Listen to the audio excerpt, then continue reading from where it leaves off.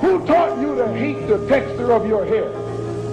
Who taught you to hate the color of your skin to such extent that you bleach to get like the white man? Who taught you to hate the shape of your nose and the shape of your lips? Who taught you to hate yourself from the top of your head to the soles of your feet? Who taught you to hate your own kind? Who taught you to hate the race that you belong to? Welcome again to Street Talk. My name is Ahmad Shakaraki. And on Street Talk, we deal with political, social, and economics here in Michigan, the U.S., and abroad. Now, joining me tonight, Dennis Burnside. Paget Maynard. All right, man, we got a lot to cover. One of the things I just want to mention, in Mexico, we finally, after all these 200 years. Yes, got a woman now going to take over in November, and which is great, you know. We're going to see if women going to be doing and allowing some of the stuff that's going on in Mexico that's been going on. We'll have to see about that. The good thing you could add about her is that she's very intelligent. She cares about women issues, and she is likely to carry on some of the current government's policies. Well, one of the things I'm hoping she'll crack down on is some of these murders that's going on in Mexico, because it's just really pitiful right now with the murders that's going on in Mexico. Yeah, well, I don't know what she can do. It's going to take putting the cartels out of power, and I don't know if they're almost as powerful, if not more powerful, than the government itself, especially when it comes to the rural areas and the narco economy. I wish her well. I don't know what she's going to be able to do. Well, it was her running against a far right lady, and she won out. I'm just hoping that, I know in these far out areas and stuff like that, how much she can change, but I'm just hoping she stops. She cut down on these murders. Yeah. Well, actually, like Dennis said, she personally can't do anything unless you get the cartel quiet. What are you going to do to get them quiet? Stop all this killing? Is left to be seen. But she has her hands full with that. Well, I don't want to see her elected and doing nothing but the same thing that has been going on for all these years in Mexico. So that's the reason, if she's not going to do anything, anybody could be elected there. But I'm hoping she do something to cut down on some of the stuff that's going on in Mexico. And I know hands full. We'll have to see. Indeed. It's a matter of policies. Mm-hmm. But you've got so much to talk about. What you want to talk about first? Well, it's kind of a coin flip, but I think we can't let this day go by without mentioning the fact that last week Donald Trump was convicted of 34 out of 34 felony counts in New York City. The speed of the decision by the jury caught almost everyone by surprise. And the pervasiveness of the charges, 34 out of 34. I think a lot of people expected either a mistrial because you'd have one or two recalcitrant jurors, or a split verdict where he was found not guilty, or they weren't able to get to a unanimous decision on a few of the charges, but maybe 5, 6, 7 of them. 34 out of 34. It shows what a wonderful job Alvin Braggs did as the DA. He was criticized for not taking up the case initially, for being too slow in the process, and acting as if he wasn't all that interested when he first took office, which is ironic too, because now that the case is over, one of the things you're hearing from Fox News and the right wing was he was out bragging that this is what he was running on. Yeah. He's going to put Trump away. He did no such thing. Right. He right. absolutely did no such thing. In no. fact, he was very reticent to even bring up the trial.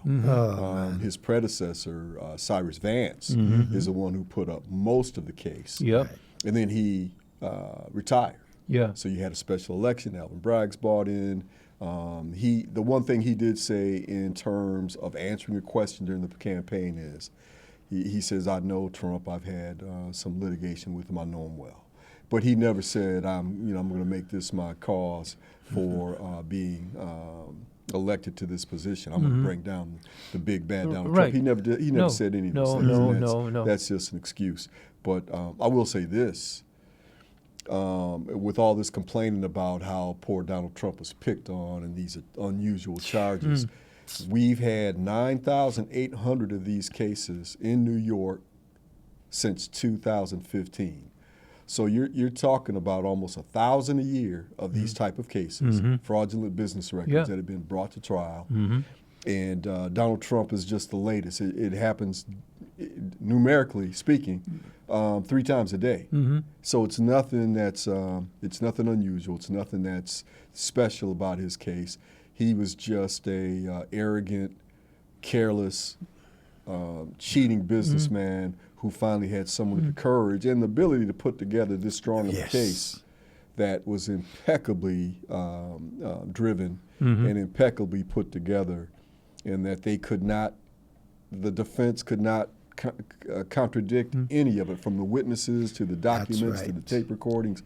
They had the man dead to rights. And he's still out here saying that he done nothing wrong. Which leads us, I don't want to dominate all the time, which then leads me to my second point on this thing. Yes. There's a lot of people out there talking about he'll never go to jail. He'll never go. Same people, by the way, who said he'll never be convicted. We heard that forever. Oh, he always gets away. He'll never be convicted. Well, now he's convicted. He's a convicted felon. There's nothing you can do to take that away. Appeals are minimal opportunities there.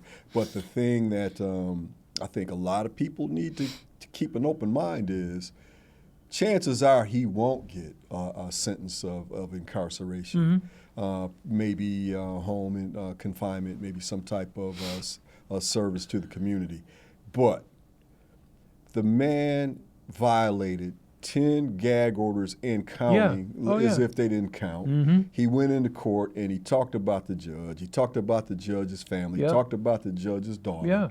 Did everything but talk about his mama. Issued threats. Then he did the same thing with the prosecutors against gag orders. Implied that they were corrupt. Said the whole trial was corrupt, was a sham. Brings out his sycophants wearing the same blue suit and red tie, and they do the same thing. They went out and started intimidating and bringing up people that Trump was gagged against, speaking of. You can see the whole thing was orchestrated by Trump. So with all that in mind, the man who he talked all that crap about is the one who's going to sentence him on July 11th. And I would not be surprised, with all of the recalcitrance and arrogance that he showed, no type of contrition, no type of regrets, and I learned my lesson from that guy. He keeps trumping it up. It's just I think it might be a time for Donald to see 30 days. Well, I said, me and you talked about this a couple Monday last week. I said, the man, if he don't do something, man, don't just let this man walk out of here on what date is it? 7th of June. 7th of June. 11th. Today's the 3rd. The 11th of June. Oh no, today. No, sorry. When Today's the 3rd. when they July 11th. July is 11th. is the sentencing date. I'm gonna tell you, and just for me, I'm gonna tell you, he's gotta do something, man, to check this man's mouth, you know. Yeah. Well, that's an issue. If it's based on the merits of the case, and based on his track record, on paper, he's never been convicted of a felony. Right. So he's a first-time offender. He's never had any jail time. So if you look at that criteria, a first-time offender with a non-violent paperwork offense almost never goes to jail. But to your point, the way he's been running his Yeah. mouth, violating the gag orders, Yeah. issuing threats, implying that he's going to bring violence Yeah. to the whole thing, I wouldn't be shocked.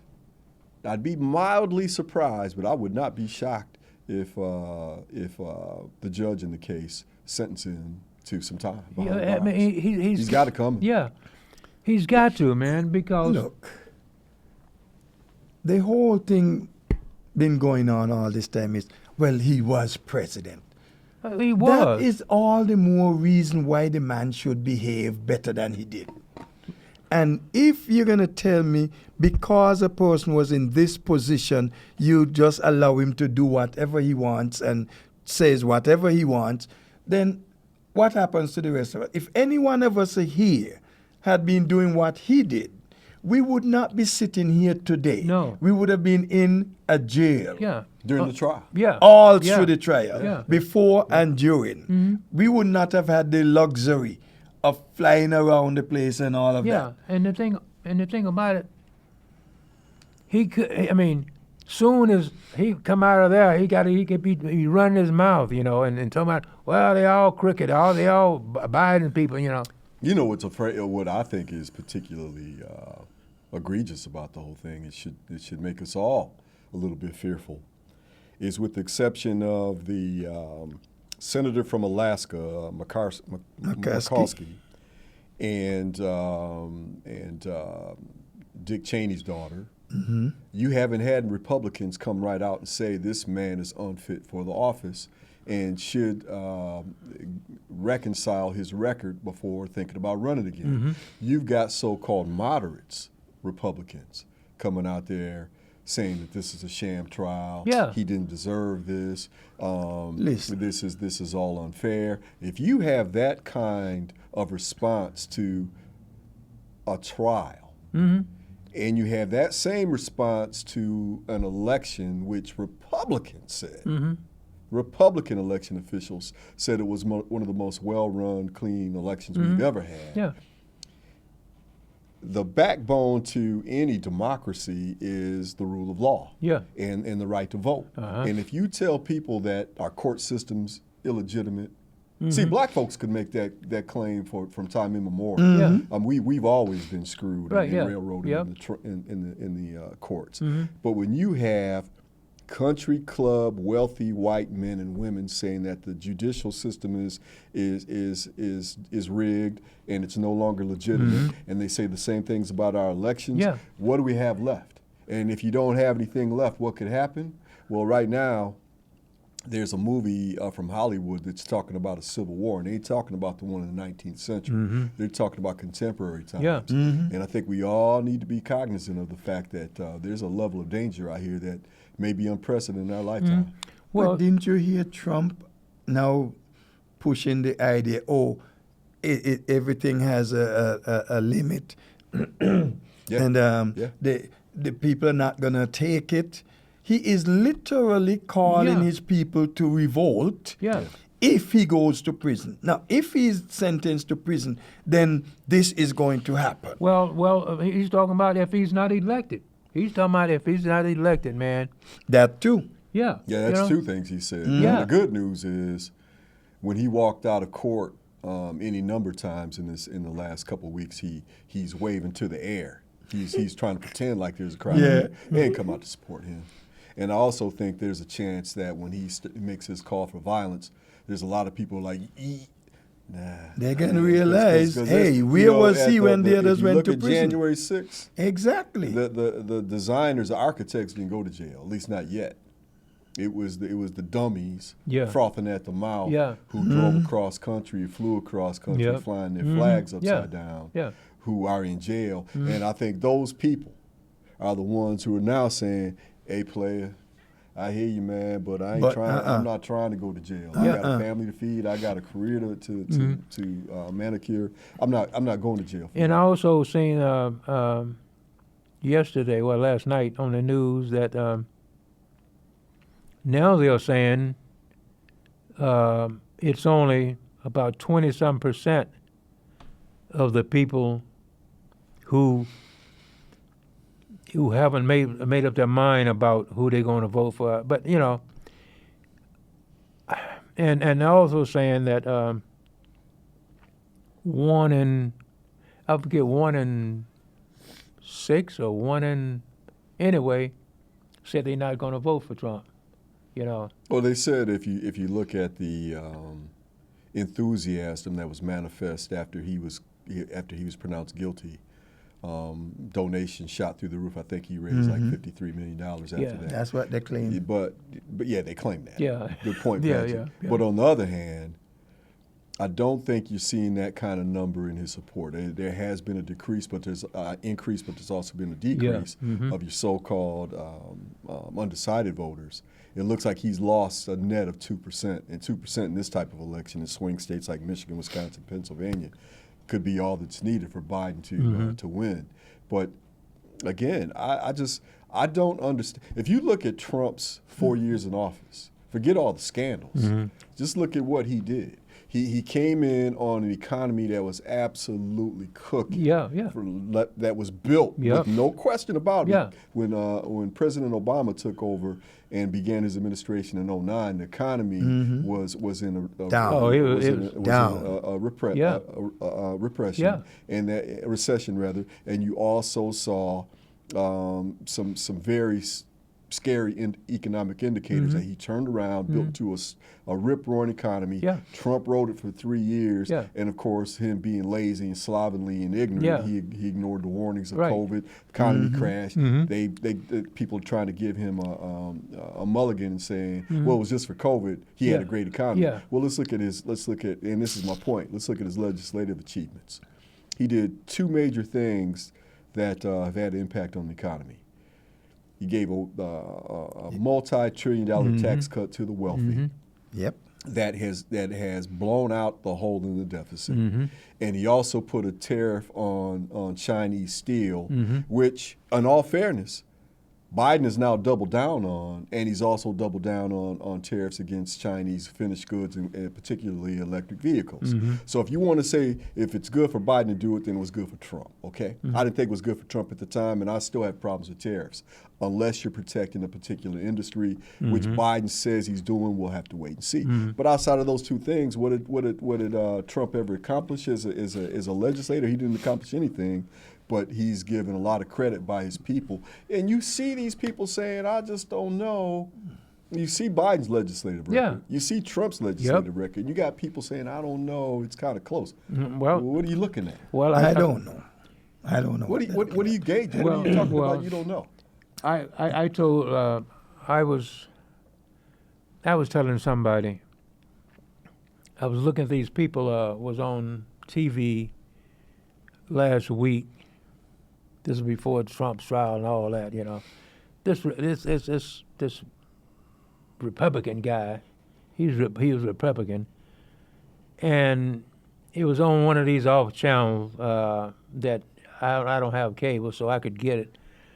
Anyway, he had 5 people, I believe, 4 or 5 anyway, and he at the end of the show he asked who's they gonna vote for.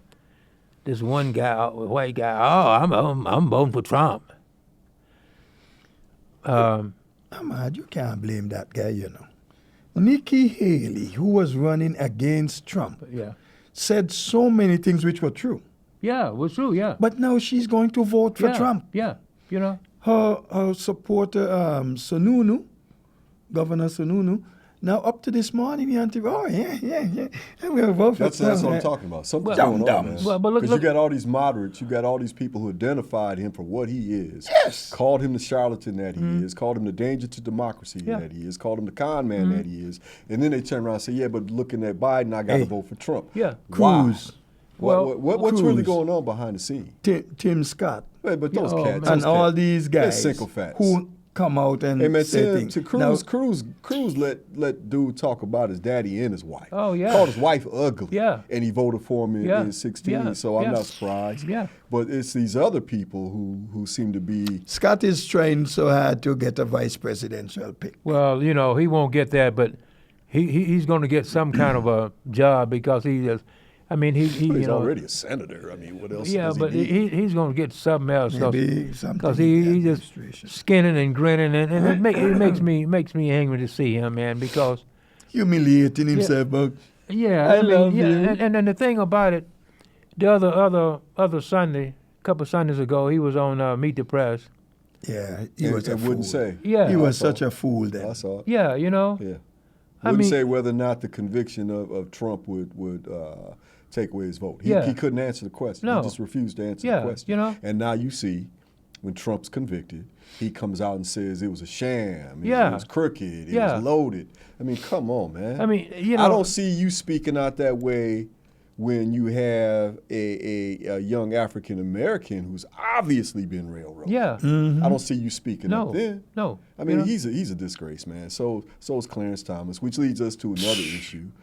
We've got Justice Alito Oh man. flying the upside down boys. January 6th Yeah. flag. You know, the distress signal when you Yeah. fly the flag upside down. Yep. And then this other flag, Appeal to Heaven, at the January 6th Yep. movement, is at his vacation home. And this coward, this Oh, punk, my wife. he blames it on his wife. Oh yeah, yeah. He blames it on his Yeah. wife instead of say, "Yeah, I did it. Yeah. I stand on that." Yeah. And you Even can't do if a your damn wife thing about did it it. because I'm in the Supreme Court and you can't remove me. Even Yeah. if your wife did it, you as a Supreme Court justice Should have saw it, took it down. Yeah. have it down. Yeah. Yeah, absolutely. But no, it stayed up. Oh, well, it was me. and then my they blame wife. it on the neighbors Yeah. because the neighbors said something Yeah. about Trump. Yeah. I mean, stop it.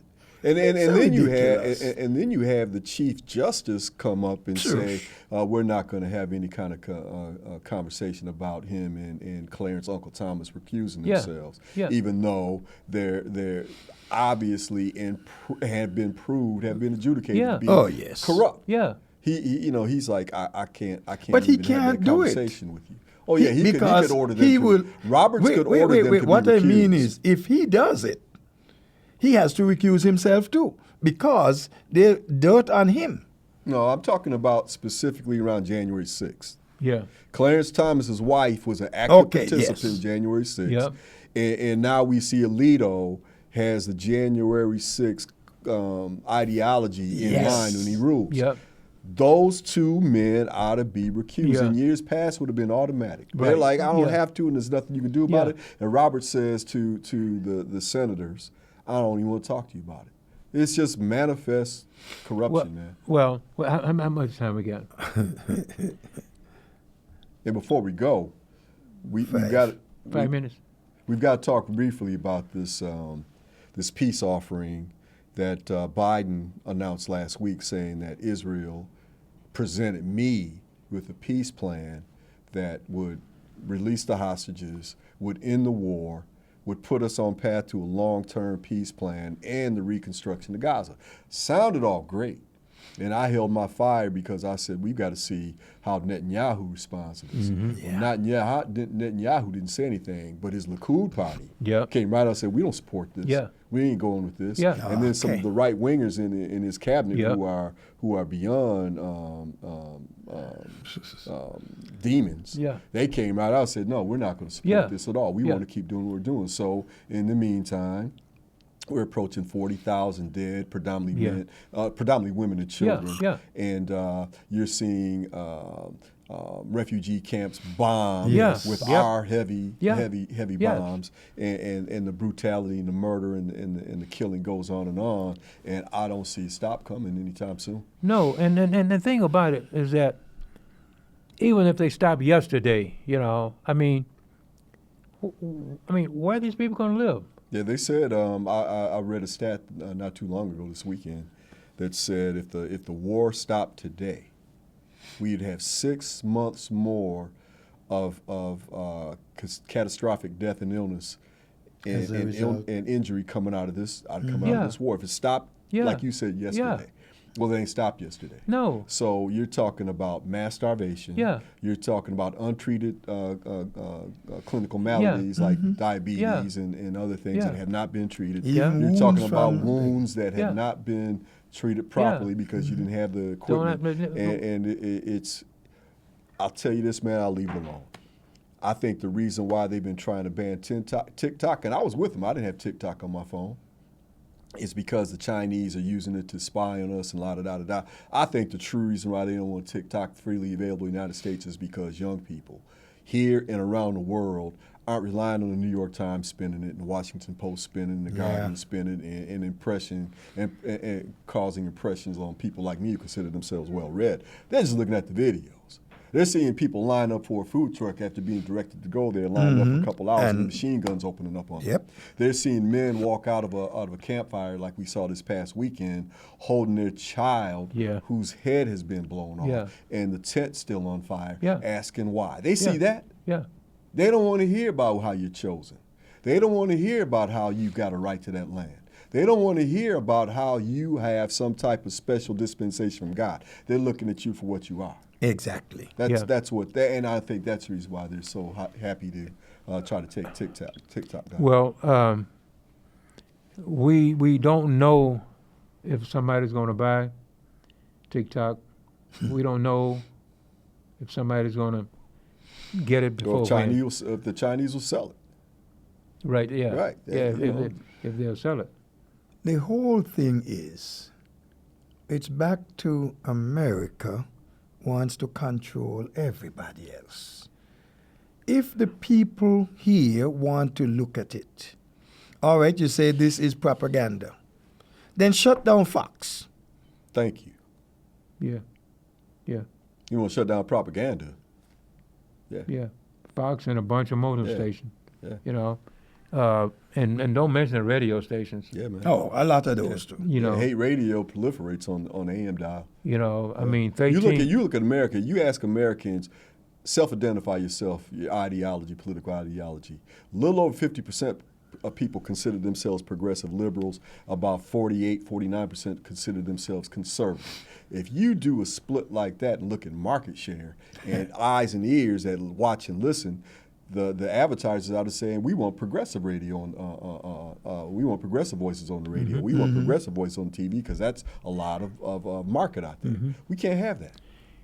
And so if that's not the free market that's dictating, what is dictating all these hate radios? It used to be you could go from one side of the dial to the right side of the dial and get 3 or 4 times you're gonna run into Rush Limbaugh. May he rest in hell. Oh yeah. And nothing's changed. So what is it? What is it really? Is it propagandized? Yeah, and one of the things is that they keep hollering, oh, the right wing. I mean the left wing out here, and they need to fold the wings from about 9 o'clock in the morning until about 9 or 10 at night.